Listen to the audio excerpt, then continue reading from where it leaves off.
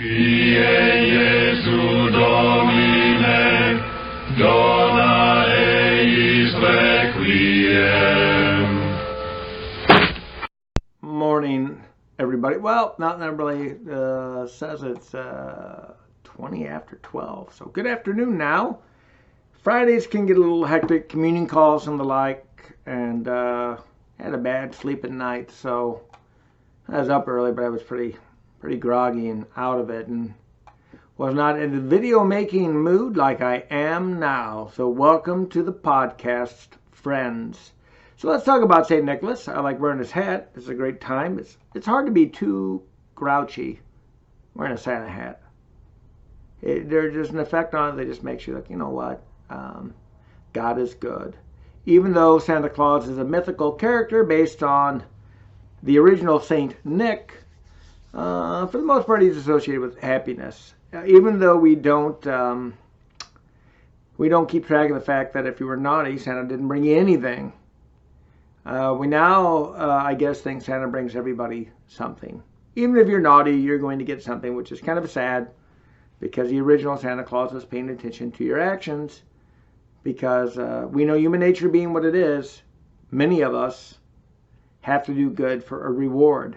Very few of us do good because it makes sense to do good, which is what we should all be striving for, to get to that stage and staying there of selfless living and giving to where we're not worried about the reward. But it's okay.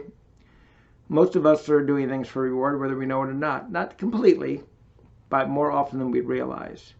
There's goals we have, and I guess you can consider goals rewards. So, anyway, St. Nicholas, great bishop of the church in the Middle East, I want to say Turkey, 4th century. Instrumental in caring for the poor, providing dowries for poor girls to be able to get married, to find a suitable suitor, because a dowry was part of the thing of taking on a wife. That was part of the customs of the day. Kind of strange. Now, there might be some people who wish to take on dowries today if you've paid for a wedding in the last 25 years. It's like buying an expensive car and hoping the new couple doesn't wreck it in their first few years of marriage. You know, I'm joking. But it's expensive. You don't have to be expensive, but a lot of weddings with the expectations that come with them are very expensive. But St. Nicholas participated in the Council of Nicaea, where he supposedly punched the arch-heretic Arius in the face for his heresy of Arianism. And then, of course, he has become the inspiration behind Santa Claus. And the Santa Claus as we know it now, with this white and this dark red or the bright red coloration, is really, people say it's a Coca-Cola creation. That you do not see this type of Santa before the middle of last century. Excuse me, Coca-Cola is the one responsible for it. You do see Santa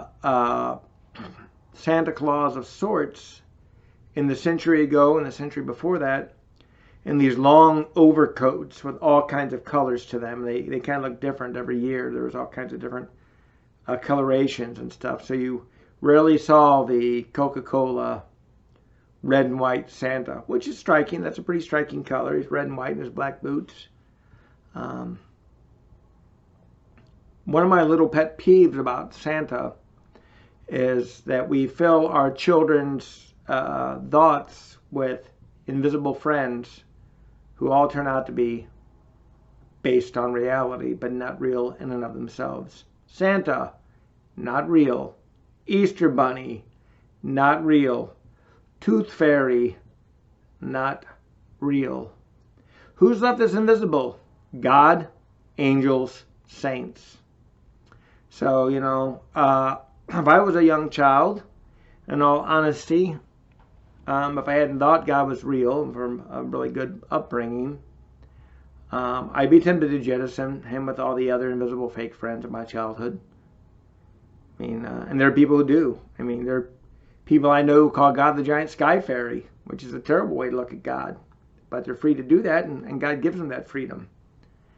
But I'm not a fan of, filling our children's lives with invisible friends that end up being false. Although I do like the legend of St. Nicholas and the story of Santa Claus. Anyway, this is some thoughts. Happy Feast of St. Nick. Be good. He's watching you.